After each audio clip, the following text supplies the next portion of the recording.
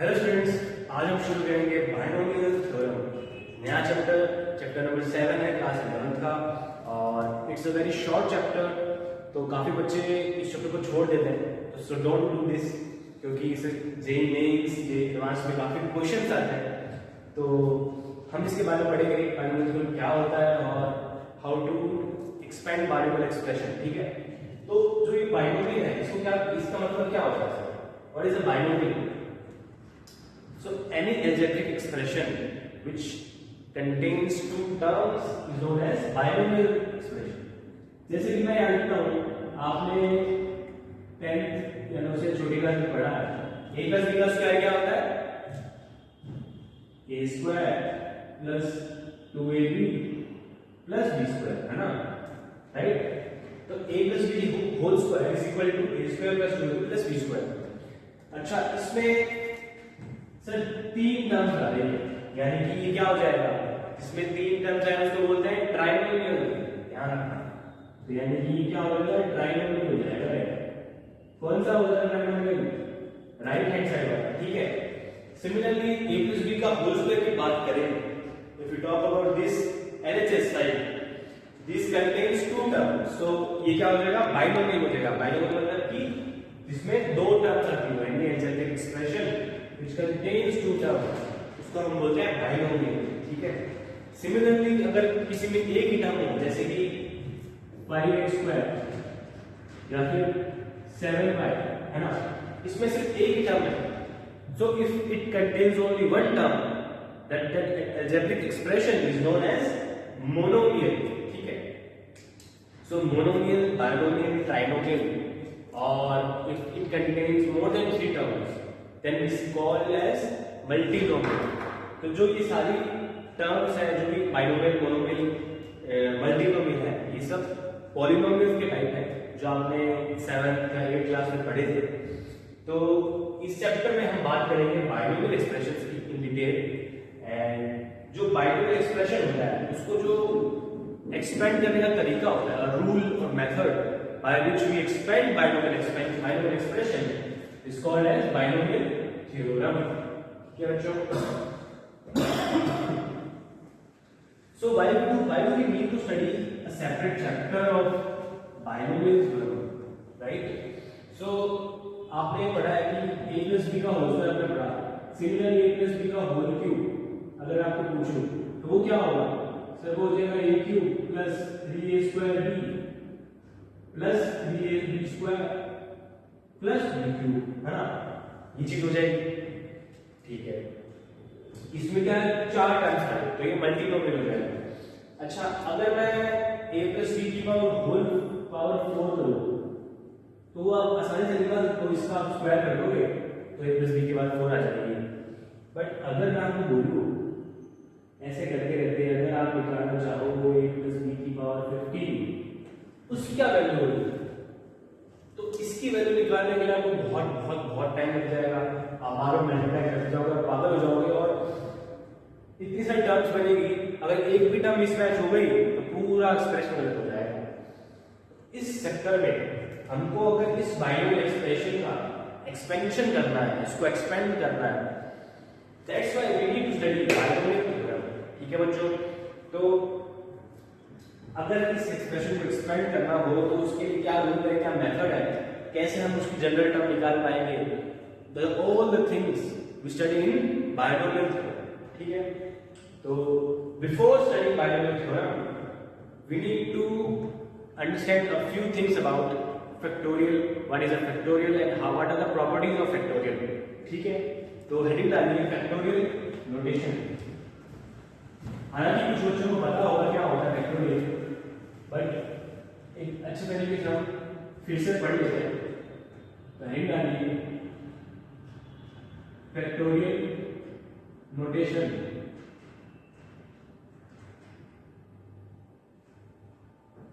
ठीक है। Write down the definition of factorial notation. A factorial of a number n, a factorial of a number n is represented as n ठीक है, क्या meaning होता है इसका? So a factorial of a number n means continued product of first and natural numbers. First and natural numbers. A factorial notation is defined as continued product of first natural numbers and natural numbers, and it is denoted by n factorial. जो आपने English में पढ़ा था exclamatory mark, right? वही maths में क्या होता है? फैक्टोरियल का नोटेशन होता है। अच्छा, इसको ऐसे भी लिख सकते हैं n फैक्टोरियल, ठीक है? कहीं पे आपको अगर ऐसा और ऐसा दिया हो तो they all mean the same meaning, right? They mean the factorial. इसमें ध्यान देने वाली बात ये है कि n belongs to whole number, ठीक है? यानी कि n cannot be negative integer, n can be positive, n can be zero as well, but n cannot be a negative integer. So जो फैक्टोरियल होता है वो हमेशा positive या जीरो के लिए डिपेंड होता है, ये ध्यान देने वाली बात है। जैसे एग्जांपल ये फाइंड द फैक्टोरियल ऑफ 5, यानी कि 5 फैक्टोरियल की वैल्यू क्या होगी? Just by going the definition मैंने क्या बताया? प्रोडक्ट करना है कॉन्सेक्यूटिव एंड नेचुरल नंबर्स का जब तक 1 ना हो जाए। जैसे मतलब इसका ये होगा 5 into 4 into 3 into 2 into 1। इस पूरे चीज की जो वैल्यू होगी उसी का आंसर क्या है? 5 factorial. So the value of this is 120। Similarly अगर मैं पूछना चाहूं कि find the value of 6 factorial, so what is the value of 6 factorial? It is be 6 into 5 into 4 into 3 into 2 into 1, क्या आएगा? 720 आएगा, ठीक है? अच्छा, अब इन दोनों को ध्यान से देखो और मेरे को बताओ कि ये जो चीज मैंने लिखी है क्या ये चीज 5 फैक्टोरियल नहीं है क्या? जस्ट जो मैंने ऊपर लिखा है इसको मैं अगर 5 फैक्टोरियल लिखता हूं तो क्या बनेगा? तो ये बनेगा 6 into 5 फैक्टोरियल, यानी कि 6 फैक्टोरियल जो है उसको मैं 6 into 5 फैक्टोरियल भी लिख सकता हूं। सिमिलरली अगर 4 into 3 into 2 into 1 की बात करें, 6 into 5 को अगर मैं भूल जाऊं, है ना, तो 6 into 5 into क्या? 4 फैक्टोरियल है। इसको मैं ऐसे भी लिख सकता हूं 6 into 5 into 4 फैक्टोरियल। अब मैंने अगर एक घटाया है तो ऐसे करते करते मैं और भी कर सकता हूं। तो यानी कि ये इंपॉर्टेंट प्रॉपर्टी है, तो प्रॉपर्टीज के लिए आप नोट डालने लिखिए। नोट नंबर 1 लिखिए, n factorial is equal to n into n minus 1 n minus 2। ऐसे करते करते करते करते कब तक आएगा? जब तक मेरे को 1 नहीं मिल जाता तब तक मैं उसको मल्टीप्लाई करता रहूंगा। और ये डॉट नहीं है, दिस इज मल्टीप्लिकेशन सिंबल, ठीक है? तो सेकंड पॉइंट लिखिए,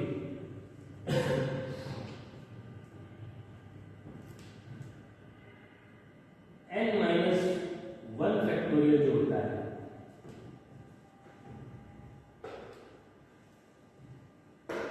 सेकंड पॉइंट लिखिए, n factorial is equal to n into n minus 1 factorial. जो मैंने पहले बताया ना, यहाँ पे आप अगर n 6 पुट करोगे तो ये चीज बन जाएगी, ठीक है? सिमिलरली इसको मैं ऐसे भी लिख सकता हूँ n into n minus 1 into n minus 2 factorial, और ऐसे कंटिन्यू करता जाऊंगा तो अभी भी सेम ही मिलेगा, n into n minus 1 into n minus 2 into n minus 2 factorial. समझ में आया? ठीक है, अब थर्ड प्रॉपर्टी की बात करते हैं। अगर मैं लिखूं n minus 1 factorial that is equal to n factorial upon n, कमाल की प्रॉपर्टी है। कैसे? n फैक्टोरियल जो है वो क्या है? ये चीज है सर, इस पूरी चीज को अगर मैं n से डिवाइड कर देता हूं तो मेरे पास क्या बचेगा? n minus 1 into n minus 2 से कर देते हैं 1 तक बचेगा, और जो n minus 1 से लेके 1 तक जो चीज है उसको मैं क्या बोल सकता हूं? उसको मैं बोल सकता हूं n minus 1 फैक्टोरियल। ठीक है बच्चों? तो ये तीन प्रॉपर्टीज हैं, इसमें एक छोटी सी प्रॉपर्टी आप ऐड कर लीजिए। इस प्रॉपर्टी में, थर्ड नंबर प्रॉपर्टी में n को 1 डाल के पुट करो, put the value of n is equal to 1 in third property, और मेरे को बताओ एलएचएस में क्या बन रहा है।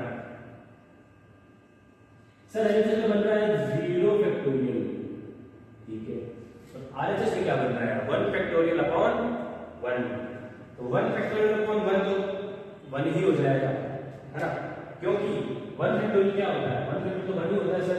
1 यहां पुट करोगे, आगे लेटर करोगे, यूजफुल नहीं होगी, नेगेटिव हो जाएगी, और नेगेटिव के लिए डिफाइन नहीं होता है, तो यानी कि 0 फैक्टोरियल जो होता है वो 1 फैक्टोरियल के इक्वल होता है, और वो किसके इक्वल होता है 1 के इक्वल होता है। काफी अच्छी प्रॉपर्टी है, काफी ध्यान देने वाली प्रॉपर्टी है, इससे काफी सारे क्वेश्चन सॉल्व हो जाते हैं। सो मूविंग अहेड, अब हम बात करते हैं कुछ इंपॉर्टेंट फॉर्मूलाज की। इस चैप्टर में कुछ इंपॉर्टेंट फॉर्मूलाज हैं जो आगे जाके पीएनसी नाम के चैप्टर पे आएंगे, उसमें डिटेल स्टडी करेंगे, how do we derive those formulas, but तब तक के लिए आपको बेसिक्स ऑफ द फॉर्मूलाज पता होना चाहिए। So write down some important formulas, important formulas, ठीक है। तो फर्स्ट फॉर्मूला क्या होता है, फर्स्ट फॉर्मूला होता है n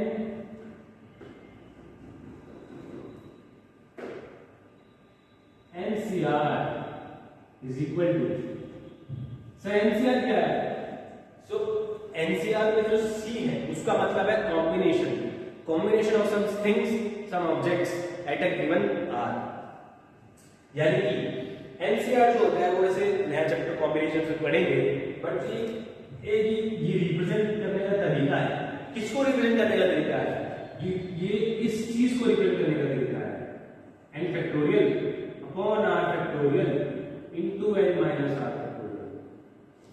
समझ में आया सर कैसे लिखा, सबसे पहले ऊपर वाले का फैक्टोरियल, डिवाइड में नीचे वाले का फैक्टोरियल, फिर इन दोनों को माइनस कर दो, यानी कि n माइनस r का फैक्टोरियल, ठीक है बच्चों, हमें ध्यान रखना r माइनस n कभी नहीं करना है, n माइनस r ही होगा, ठीक है। तो ये जो चीज है, इस चीज को लिखने का तरीका है NCR, ठीक है, NCR मतलब NC मतलब कॉम्बिनेशन, इसको मैं ऐसे भी लिख सकता हूं n factorial upon r factorial into n minus r factorial, है ना, जस्ट मैंने कोटेशन चेंज कर दी, ठीक है। अच्छा, यहाँ पे ध्यान देने वाली बात ये है, इसको मैं कभी बुक्स में ऐसा भी लिखा होता है n r और दो वैल्यू लगे रहते हैं, तो कहीं पे आपको ये चीज दिखती है, उसको भी आप NCR का मतलब सेम ही है, उसको भी आप NCR ही कंसीडर करोगे, ठीक है।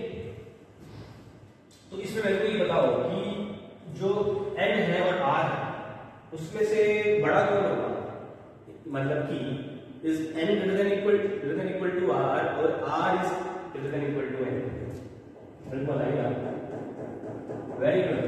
यहाँ पे ध्यान देने की बात ये है कि n is always greater than equal to r, क्यों, सिर्फ क्योंकि अगर r n से बड़ा हो जाएगा तो जो नीचे वाली n जो फैक्टोरियल में चीज है वो नेगेटिव बन जाएगी, और नेगेटिव के लिए फैक्टोरियल डिफाइन नहीं होता है, that's why n is always greater than equal to r and r is always greater than equal to 0।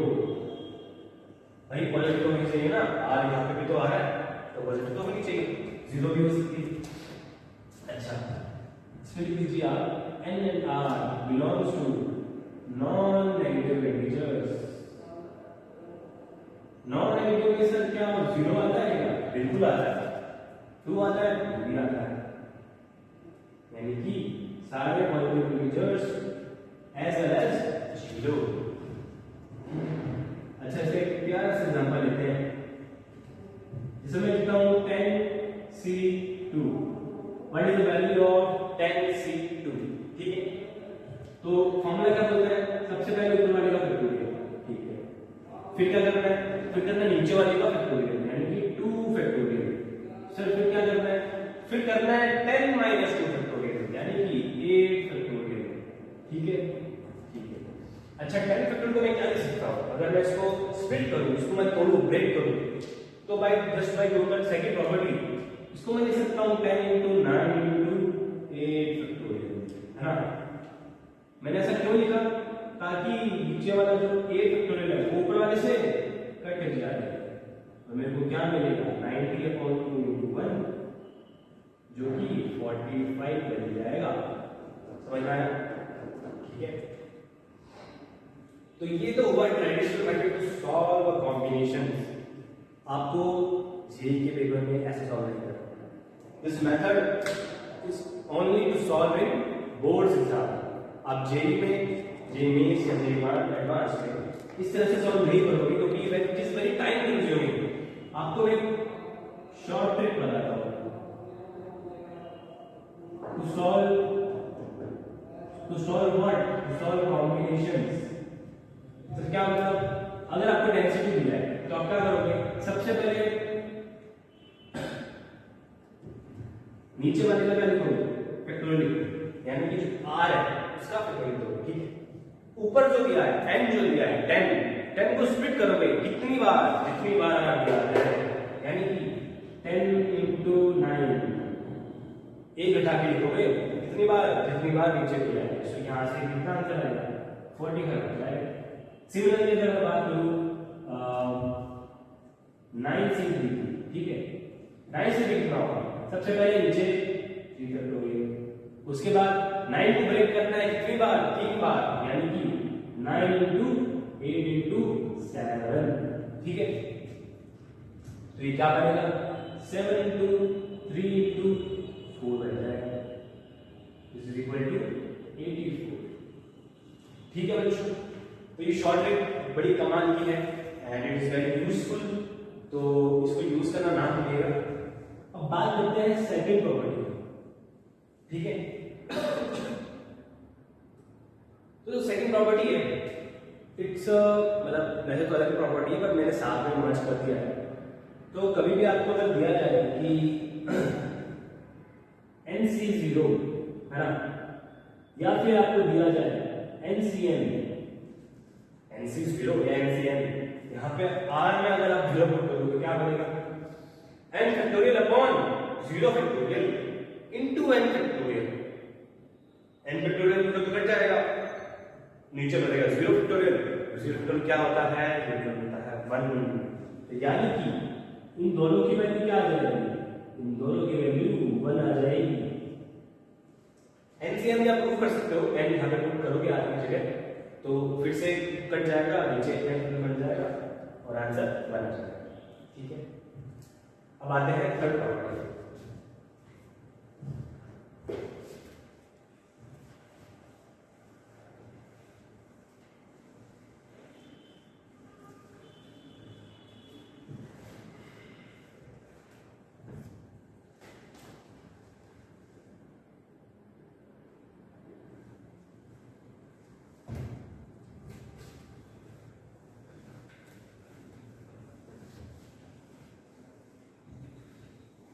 So what does the third property says? Third property सबसे बड़ी प्रॉपर्टी है, इस chapter की सबसे बड़ी प्रॉपर्टी थर्ड प्रॉपर्टी है। और वो प्रॉपर्टी क्या बोलती है, वो बोलती है whenever you see NCR you can write NCR as NCN minus R। समझ में आया? जब कभी आप NCR देखो तो आप उसको NCN minus R भी लिख सकते हो। जैसे कि मैं आपको बोलूं, या सपोज पहले इसका प्रूफ लिखते हैं फिर एग्जांपल। तो एलएचएस में क्या है, एलएचएस में एनसीआर, ठीक है, इसको फॉर्मूला एक्सपेंड कर देते हैं। एनसीआर होता है n factorial upon r factorial into n minus r factorial. ठीक है, ठीक है। आरएचएस में क्या है, आरएचएस में है sir n factorial upon n minus r factorial into n minus n minus r। n minus n minus r क्या बन जाएगा, r फैक्टोरियल बन जाएगा। यानी कि ये और ये क्या है, सेम ही तो है यार, ab is equal to ba, है ना। तो hence these two are equal, hence जो ये प्रॉपर्टी है वो प्रूफ हो गई है। प्यारी प्रॉपर्टी है, काफी यूजफुल प्रॉपर्टी है, आप इसको याद रखना, काफी इंपॉर्टेंट प्रॉपर्टी है, स्टार मार्क कर लीजिए इस प्रॉपर्टी को। एग्जांपल से समझते हैं। जैसे मैंने आपको पहले बताया 10C2, उसको मैं 10C8 भी ले सकता हूँ, 10C2 को मैं 10C8 भी ले सकता हूँ, इसकी वैल्यू सेम नहीं आएगी, क्या आएगी 14 आएगी। ठीक, तो ये तीन प्रॉपर्टीज आपको समझ में आएगी। इन प्रॉपर्टीज का सर क्या यूज है, मैं प्रॉपर्टी समझा रहा हूँ आपको, ये कॉम्बिनेशन बता रहा हूँ जस्ट टू एंश्योर कि आपको बायनोमियल थ्योरम पढ़ने में कोई दिक्कत ना आए। क्यों? क्योंकि बायनोमियल थ्योरम में इसका एक्सटेंसिव यूज है, हर एक क्वेश्चन में इसका यूज होगा। ठीक है, so let us move to binomial theorem. Heading डाली है बायनोमियल एक्सप्रेशन, बायनोमियल एक्सप्रेशन।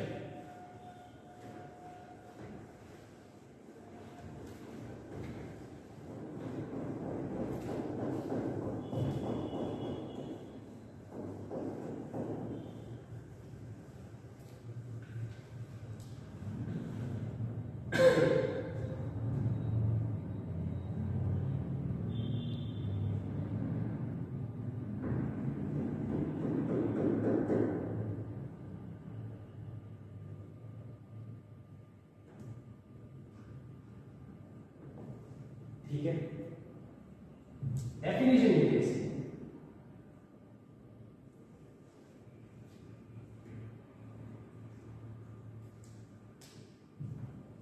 आज के लिए सर इतना ही, बायनोमियल एक्सप्रेशन हम नेक्स्ट क्लास में पढ़ेंगे।